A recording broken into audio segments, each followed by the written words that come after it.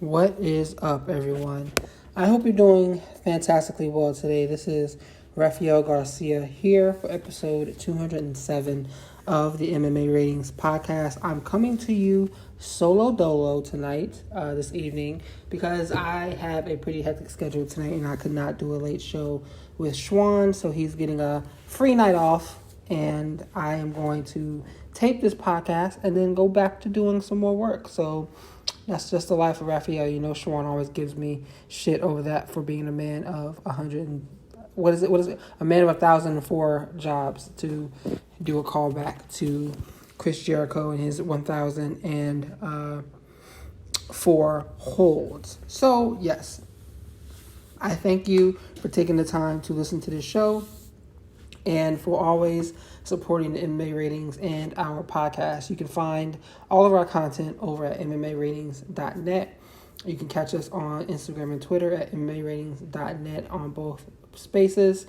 You can hit up MMA Ratings on YouTube to find this podcast when it goes up, and the Let's Talk Wrestling podcast, which is once a week as well. And that's just me on the sticks for that one. And you can also check out multiple podcast platforms such as Apple Podcasts, Breaker, Google Podcasts, Radio Public, and Spotify. But today, I will be talking about a couple of different things. It's been a pretty busy week, oddly, in combat sports. We have Floyd Mayweather fighting Logan Paul on Sunday. I have UFC 263, which is a Saturday to preview. Claressa Shields is making her MMA debut. She's fighting on Friday at PFL 4, and then there's also Bellator 260, which has Douglas Lima, who might be one of the top 5 fighters in the sport outside of the UFC. I'm sitting here thinking him, Gegard Mousasi, Ryan Bader. So yeah, there are definitely some top names, but that's not something I was thinking about talking about today. But those are the 3 topics we will be covering, I will be covering, It's just me, myself, and I. So let's go ahead and jump right into it. This Sunday, everyone had the glorious experience of watching Floyd Mayweather and Logan Paul box in an exhibition contest. And yeah, let's just go to the finish first. It ended in a draw, no winner. And that was kind of the setup coming in, because you kind of knew that was going to happen. But no one well, I'm not going to say no one was surprised. Let's go back to that in a second. But the showcase did end with both men surviving the 8 rounds and ending in a draw. So what was most interesting to me is that people were acting like they were surprised with what occurred. You saw a lot of people talking about boxing is dead. It's now pro wrestling. This was a sham, etc., etc. That showed me that none of those individuals actually follow the sport, and they haven't been following what's been happening of late with the emergence of YouTube fighters and all of this other stuff. Boxing isn't like what it was back in the day, where Hagler and Hearns stood in the ring and beat the fuck out of each other, or Sugar Ray Robinson and all those guys are back doing their thing. Things are in a different place now. So especially when you involve Floyd in the conversation. I mean, hell, he's been doing these types of showcase exhibitions for a while now. I mean, I won't call Conor McGregor an exhibition, but I mean, damn near close was. And then you have the Tenshin Han fight that he did over in, I think that was a Ryzen event, or when he went over there and did that fight. That was an exhibition, didn't count towards anything. So why would people think that this was going to be any different?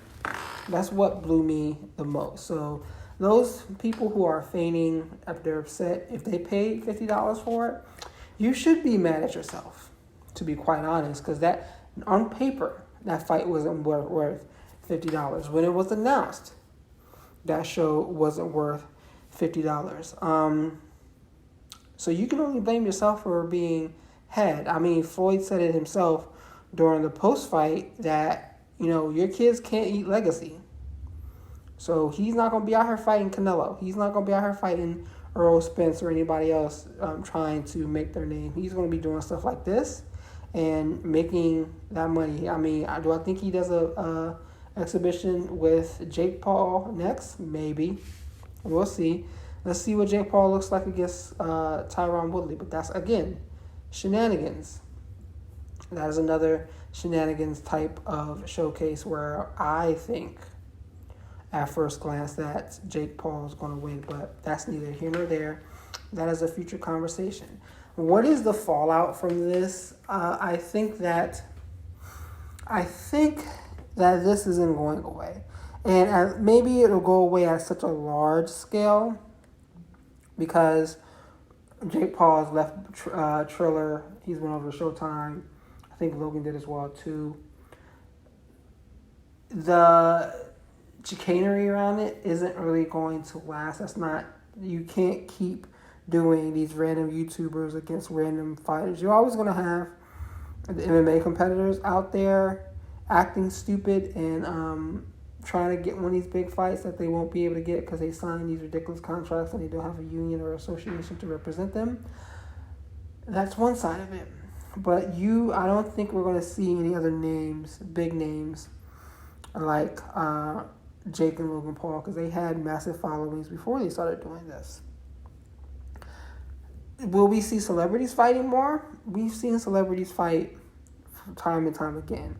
I've always wished for something like Celebrity Deathmatch where we can have some of these celebrity beasts get squashed this way, but that'll never happen either. So I do not think that this is going away in any shape or form. I think it's going to stick around, and maybe you could see some different iterations of it, but it's not going too far at all. We got a good question this week in reference to these types of fights and what would sell, and let me pull that question up right now while I am talking about it.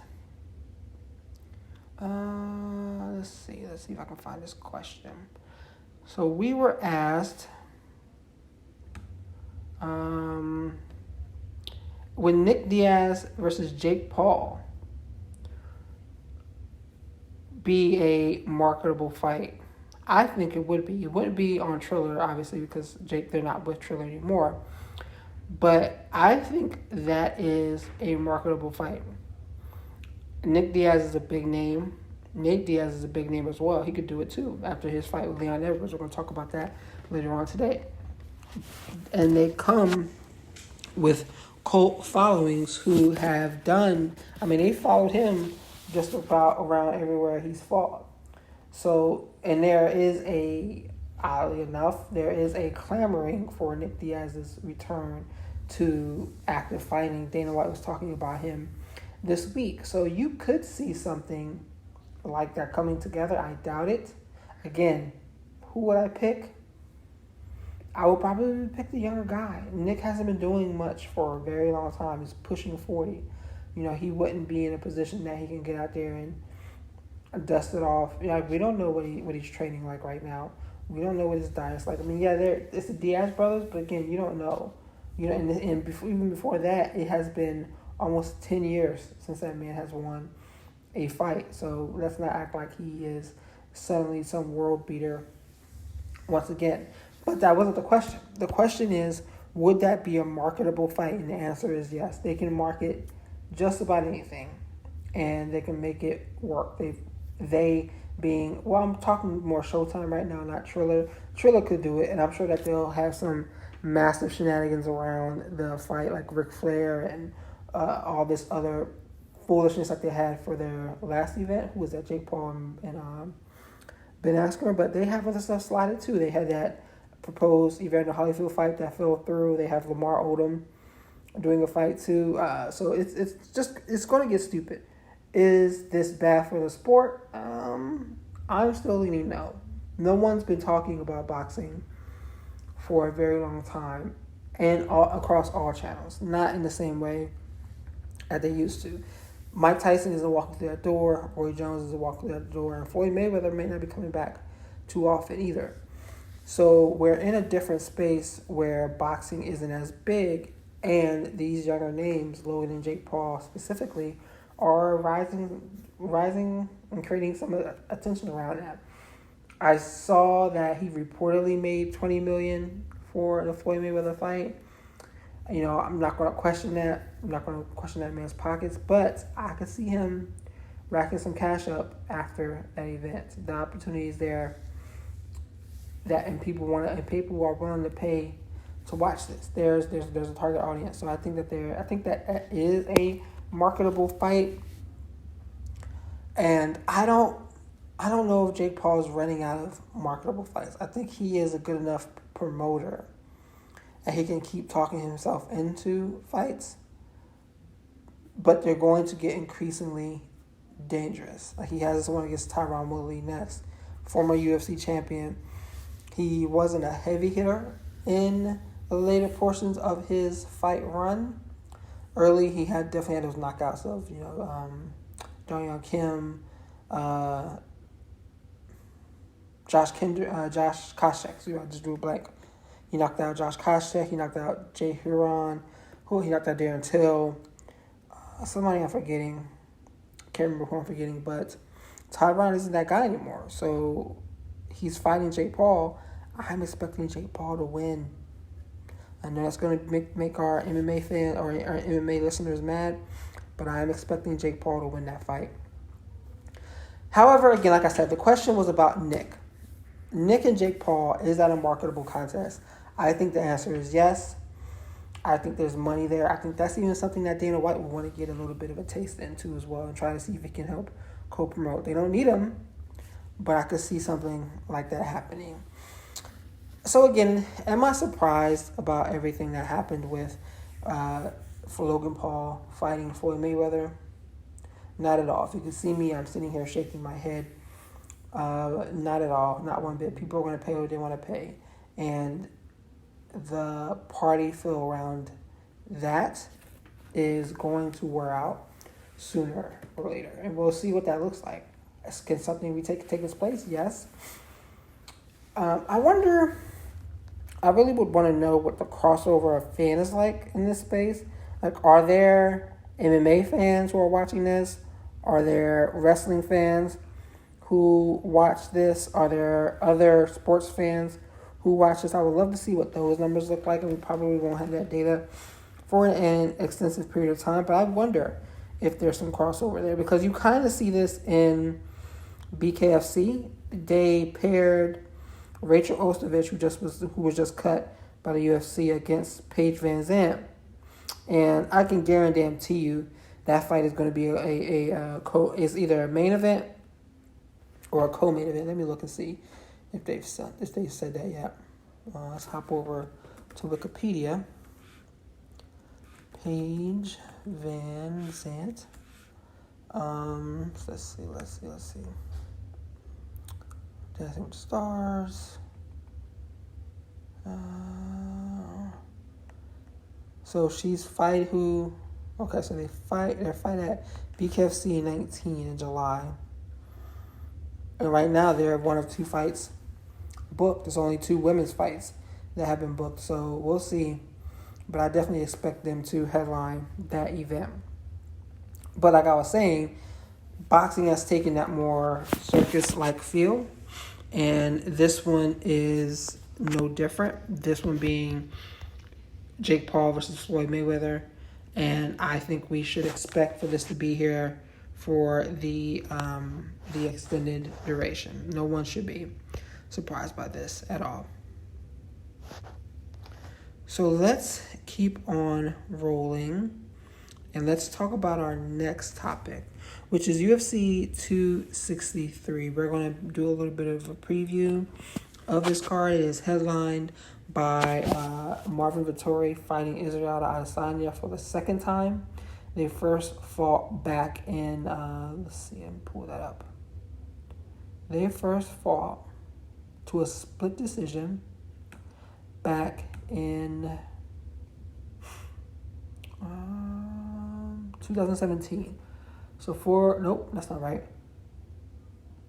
2018. They fought for a split decision across 3 rounds. I did not know Israel Adesanya fought Melvin Gillard. Did not know that at all. Smoked him in 5 minutes, basically. Melvin Gillard, man, that's a name. That's the dude I used to be like rock with. Yo, I was a big Melvin Gillard fan. But that's neither here nor there. Israel Adesanya and Vettori. So I wonder what this fight is going to look like. Because the question is, how much has Vettori grown since that fight in 2018 compared to how much has Adesanya grown since fighting Blachowicz a couple months back? The reason why that is an important conversation is because we saw how Yan basically negated everything that Israel tried to do. Let me see something. We saw Israel basically get negated in a sense. He was unable to get his offense off like we're used to. He was wrestled to the ground and nullified across 5 rounds. Now, Vettori had some success in taking Adesanya down too as well, but he wasn't able to do enough of it to get the entire win. One judge saw it his way, the other 2 saw it Adesanya's way. So you have to ask yourself who's improved the most in that time. Vettori's looked good his last few fights. I don't think he's lost since then. Let me pull this up. Because he has not, I don't think he's lost since. Nope, he lost to Adesanya. He's beaten Cesar Ferreira, Andrew Sanchez, Carl Robinson, Jack Hermanson, and then Kevin Holland. He, in my opinion, I see why he got the title shot, but that's not a... I mean, the Jack Hermanson win is probably the best win out of all 5 of those, to be quite frank with you. I wonder what he's going to look like on the feet. Is he going to try to stay in that position, or is he just going to try to take Adesanya down? And again, you have to wonder what Adesanya's takedown defense will look like. My biggest concern and what frustrates me the most, because it's not just Adesanya who's been doing this, but I've been seeing this consistently across all of mixed martial arts. And what has sucked is that guys who are getting taken down are not using their offense to get back up. And what I mean by that is that it's not looking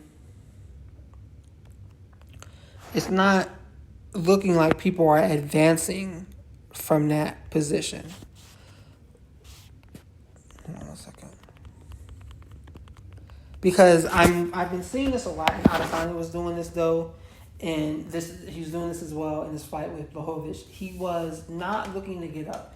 People are using their guard to hold the top player in position, looking for a stand-up or to run out time and keep them from scoring and taking a lot of damage. But that is ridiculous. No one's using their hooks to elevate, get their feet on the hips, push away, maybe play for some sweep. Like, no, I mean, you have some exceptions to the rule, but it's just not happening enough for me. And tying this back to Adesanya, when he was taken down by Blachowicz time and time again, he did not look like he was ready to try to get back up to his feet. Maybe he just couldn't. Maybe the size difference was an issue at 185 versus being at 205 as compared to 185. Maybe that was a challenge, but he did not make a big enough effort, a big enough stink about it for me in trying getting back to his feet. So I'm concerned on if he gets taken down again this time by Vettori, will he be able to get out from bottom? Like, that's the most important part. And I have not seen anything that makes me think he can. These two have fought in the past, and I get that. Vettori looks a little bit different. now, and you gotta wonder what he can do across 5 rounds. What is that going to look like? So let's kind of really see. Like, that's the most intriguing piece of that to me. You have one fighter's improvement on the feet, and then you have another fighter's improvement on the mat. Who's going to win out in that space? And I think that if you had to put me on blast right now and tell me to pick a winner, I'm going to go Adesanya right this minute. I'm leaning Adesanya. I don't think that Victoria will get enough of the takedowns early in the fight to do enough on the scorecard. And I can't see him stopping Adesanya. Now, the question is about who's next. And a lot of people seem to think that Robert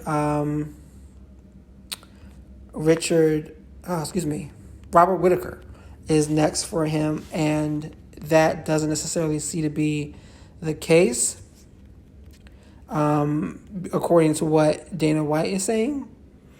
But that's what it is, because Dana White isn't one to necessarily tell the truth, and no one will be surprised if he went with another fighter over Whittaker last minute.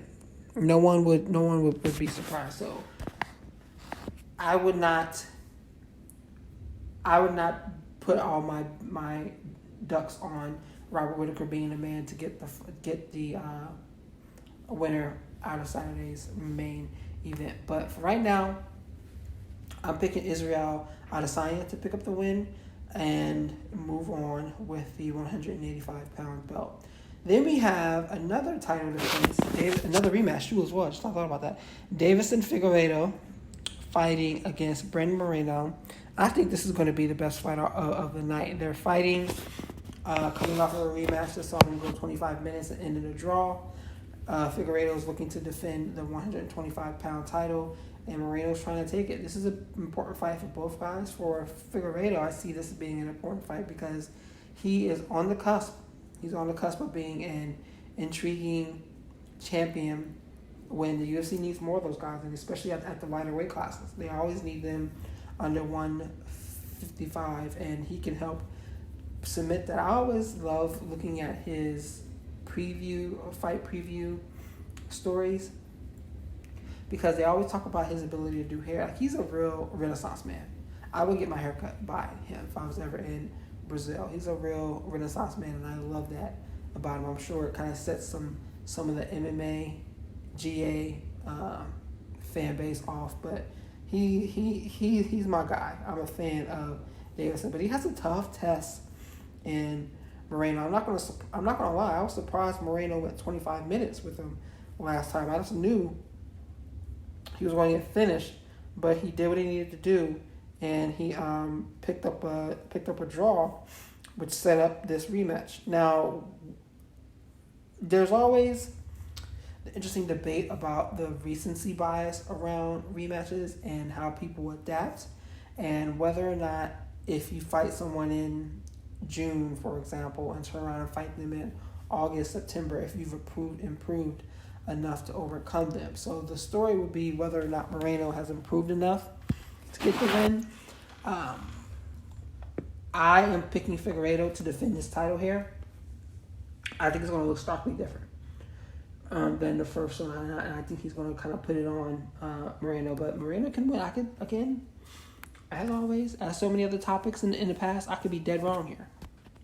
And by being dead wrong, I mean, it wouldn't be anything new. It wouldn't be anything different. So Moreno could walk out of there with the title, but I'm leaning Figueiredo right now. And then we have Leon Edwards versus Nate Diaz, and this is the epitome of a trap fight. You have Edwards, who's been trying to get to a title shot for at least the last 2 years now. He had COVID, basically stripped his 2020 from him. Then 2021 comes around. He gets a very interesting fight against Belal Muhammad. One where he looked like he was winning the first round. He accidentally pokes the man in the face, pokes the man in the eye, fights over, and I don't even know. I wonder what he got for that. But he got the victory technically for that. Or no, it was just called a no contest. So he's then booked into this fight because no one else wants to fight him. Or Jorge doesn't want that fight. Kobe Covington's not going to take it. He's just going to keep talking on the side. But you know, we don't talk about Kobe Covington on this show. But Leon Edwards is just sitting out there waving in the wind. So he gets this fight with Nate Diaz, and this feels like a trap fight to me. Because this is the perfect fight where Edwards can come in there and blow the doors off of Nate. And the story's going to be, well, it's Nate Diaz. Nate Diaz doesn't beat top 5 fighters. He's a journeyman who isn't a real title contender. And he's fighting at 170. He's really a lightweight. That's going to be the conversation if Edwards comes in and blows the doors off of him. And that justification will be enough, especially with MMA fans, to keep him away from the title shot that he so rightfully wants and kind of deserves at this point in time. Then there's the other side of the conversation where you have Diaz, who if he picks up a win, he has the world at his feet. He could easily be slid into the title picture at 170. Don't be surprised in any way, shape, or form if that happened. If he won and they were suddenly talking about him fighting for a title, titles in the UFC don't mean jack. It is more about him. It is more about the UFC doing what they can to get attention. So yes. They don't really care about them. So I could see Nate being slotted into a title challenger position right out the gate. So that's another piece of that. I am interested in what this fight looks like. I think Leon Edwards wins. He should win. The Diaz brothers, I get it. They're good at what they do. However, there are ceilings to that. And we've seen them before. And we've seen them against guys who look like Leon Edwards. So I don't expect to see some different type of Nate Diaz to come out there and get the win. And as I've always said, I'm not a fan of ring rust. I think that always plays to the detriment of people who are taking the time off. And Nate has been off for an extended period of time. I expect Leon to get in here and get this win. So what else stands out to me on this card? I saw that Lauren Murphy is fighting. Now let me pull up who she's fighting because she may be fighting for a title shot. Lauren has been very vocal about wanting to fight Valentina Shevchenko, which is, maybe very well be a death sentence. And she's fighting Joanne Calderwood, who was the individual in line to fight Shevchenko, but fucked around and got herself submitted by Jennifer Maia. So now that she's in this title eliminator fight to see who will be next to go up against Bullet, and it's a every man for himself type of situation. With Calderwood being 4 in her last 6, and Murphy is riding a 4-fight win streak. Is that correct? Correct. Calderwood looked really good in her last fight against Jessica Eye. She looked really good. She did not look all there against Jennifer Maia, as we kind of pointed out, but Caitlin Chukagian beat her as well too. So I'm wondering what she looks like in this fight here, because Murphy is going to be tough as nails. Murphy's riding a 4-fight win streak against. They both recently fought Andrea Lee, with Calderwood getting a split decision in 2019 and Murphy getting a split decision as well in 2019. That's pretty 2020. So that's pretty intriguing there. I think this is going to be a good one. The winner should probably get a fight at 125. You call it a fight, but they'll probably be getting sacrificed to Valentina Shevchenko, which she's one of the most dangerous women in the world, and that's kind of the case for anyone looking to come up at 125 pounds to take her on. So you also have that contest, and that one really stands out to me because I think the winner is going to be very adamant about picking up or getting a title shot based off of how they perform on Saturday. So what else from Saturday's card stands out to me? I don't think that there's anything else. I think that was really it for me. Let me pull up the card. Let's see. Damian Maia is back against Bilal Muhammad. I think that'll be a good one. Drew Dober is back. I always kind of like Drew Dober. I like Eric Anders too as well. He's on the card competing. Matt Fravola's there. Chase Hooper's back. So there's a lot to kind of talk about for Saturday's event. It's not the greatest card. I will not be working because DC opens back up on Friday, and we are going to be doing hood rat shit with my friends. That's going down Friday and Saturday. So I will not be watching live, but I'll probably have to recatch it on Sunday. So that's my preview of the main pieces of UFC 263. I want to talk about a couple other topics really quickly. Let's talk about Claressa Shields. This fight is on Friday as well. This card is on Friday as well. And at the top of the card, Claressa Shields is fighting Brittany Elkin. And obviously, this is a big moment for Claressa Shields. She's making her MMA debut. If you do not know who Claressa Shields is, she's a world champion boxer, gold medalist, multiple time world champion boxer. I mean, she got the hands. She will put those paws on you. And she's doing a great job making this transition to MMA from a promotional standpoint. I think she's saying all the right things. She's doing all the right things, showing all the right things. And the question now, can she turn that over in the ring or in the cage when she fights tomorrow? This is on Thursday, June 10th. Bellator is on Friday. She has a tough test in Brittany Elkin. Brittany's record is 3-6, and I get how people will roll their eyes at that. But Brittany does not go away. She is a tough as fuck wrestler, grappler. I've seen her compete at organizations like Fight to Win and other big grappling showcases. And she's dangerous. She gets her hands on you. She can take you down, and she can submit you. Yes, she fought Kayla Harrison in 2018 and got submitted, but her strength is Kayla's expertise. So it's different. And when you compare it to what Claressa Shields brings to the cage, Claressa's going to be trying to box, maintain range, which is what she should be doing. And we're going to see what her power translates to in MMA, because she didn't really have power in women's boxing. It was a little bit different. And you have to see what it looks like in MMA with these smaller gloves and her walking into the cage for the first time. So I'm interested in seeing what she looks like there. Then we have if Brittany Elkin can get her to the ground.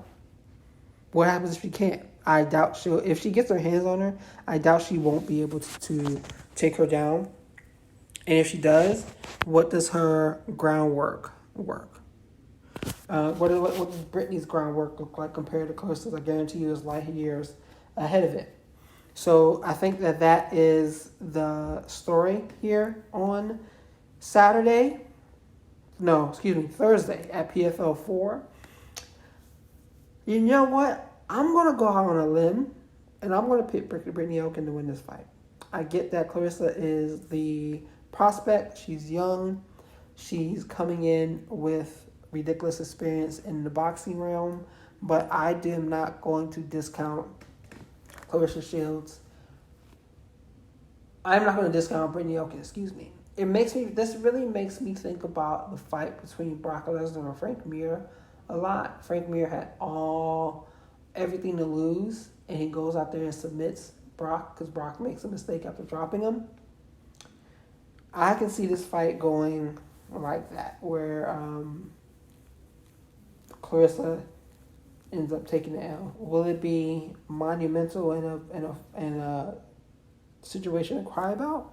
I don't think so, but I think she could be tasting an L here, and that's really what I'm going to be watching for tomorrow. Does it help Brittany Elkins' star power if she wins? Absolutely not. She has everything to lose here, and she has nothing. Brittany Elkins has nothing to gain as well, so I'm not even going to front because people are going to go right back to ignoring PFL. Then, last topic I want to talk about today before I get to some questions is Bellator 260. They had a couple fights that stood out to me. I think Paul Daly is retiring, I believe. I've read about that. I've seen that he may be retiring after this fight. So he's fighting Jason Jackson, and I'm always here to see Paul Daly uppercut someone into the stratosphere. He's been doing it for years. I've always wondered why he never got a shot to go back to the UFC. I wonder if they've ever reached out to him or looked to try to offer something to him, because he's deserved that after getting cut. He got cut from. Let me see something. So Paul Daly was fighting in the UFC, and he got cut because he took an extra swipe at Josh Koscheck. That was back in a long time ago, 2010. After that, he won 4 fights straight, even beating Jorge Masvidal. So he won 4 fights straight. Then, and he's fought a lot of people. Then he loses to Nick Diaz and Tyron Woodley. He wins 2 more, loses to Masaki, wins 4 more, loses to Yakovlev. Is Yakovlev fighting this weekend? No, that's someone else. Yakovlev, wins 5 more, loses to Douglas Lima, wins 1, loses to Rory McDonald, then he beats Lorenz Locker, knocks him out. Loses to John Fitch, Michael Page, and then he's won 3 straight. How old is he? Paul Daly is, I think he's 38. We're the same age, or close to the same age. Yeah, 38. I've always been a Paul Daly guy, and I've always wondered why he never got another shot in the UFC. And just looking at what his record was after he was cut from the UFC in his situation with Josh Koscheck, he could have got another shot. That's a question I've always wanted to ask. Why didn't he go back to the UFC? But he's doing his damn thing out here in Bellator still. He'll be fighting Jason Jackson at Bellator 260. I expect him to get the win there. Douglas Lima and Yaroslav Amislav. I think I may have said that right. Amislav is 25-0. You cannot bat your eye at that. And this is a tough test for Lima. I said at the top of the show, Lima may very well be the best fighter not in the UFC in the world. I mean, there's definitely an argument. There's definitely a case for that. This may be the fight where Cobra goes off the wheels. Amislav is not an easy out, especially if you look at the way Lima has lost in the past.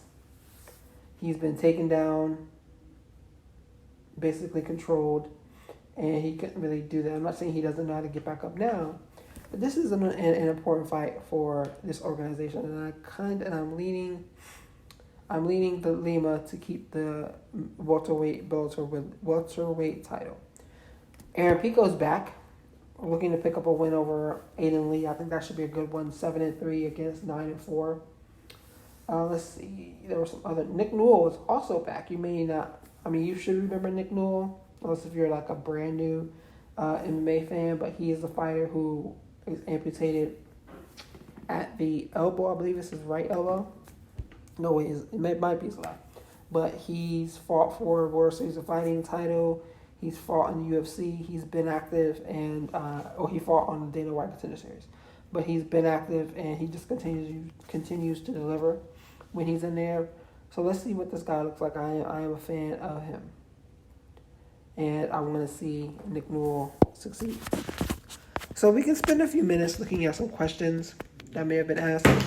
And give me a second.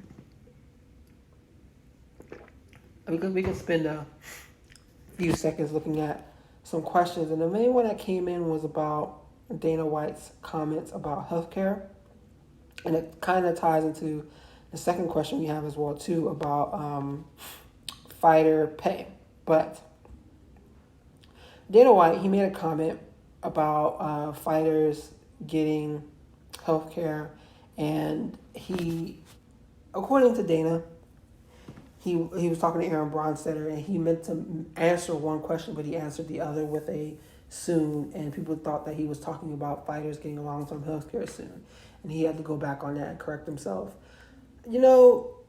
And people were upset with the way he laughed at it, like it was nothing, like he wasn't talking about anything, and like he's dismissing the need for long-term health care.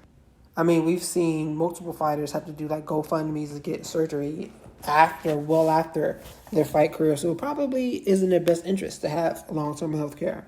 But that is not the case for any of these men and women, and that was promptly pointed out and corrected by Dana White. The other topic in conversation point was about Francis Ngannou's tweet after the Paul and Mayweather fight, where he was like, how are these guys getting paid all of this money to basically do exhibition fights? I've seen that Logan may have gotten anywhere between 10 to 20 million for that fight, and you gotta say fight in air quotes whenever you mention it, which is a lot of fucking money. It's more than what majority of MMA fighters will make in their career. Almost all of them. I'm not even going to front. And that's telling, because there aren't any persons like that in MMA, and you have guys talking about, I'll fight so-and-so, I'll fight so-and-so. So to see Ngannou's statement like that, you have to kind of laugh and say, you guys are doing it to yourselves. And that's really kind of where they are. They shouldn't even have, they can have these conversations, but they don't do enough for themselves to create a union or stand against Dana White. That's even kind of frowned upon. So Francis Ngannou knew the answer to that question, why they do not have, why can't they get paid $20 million for boxing like they do in MMA?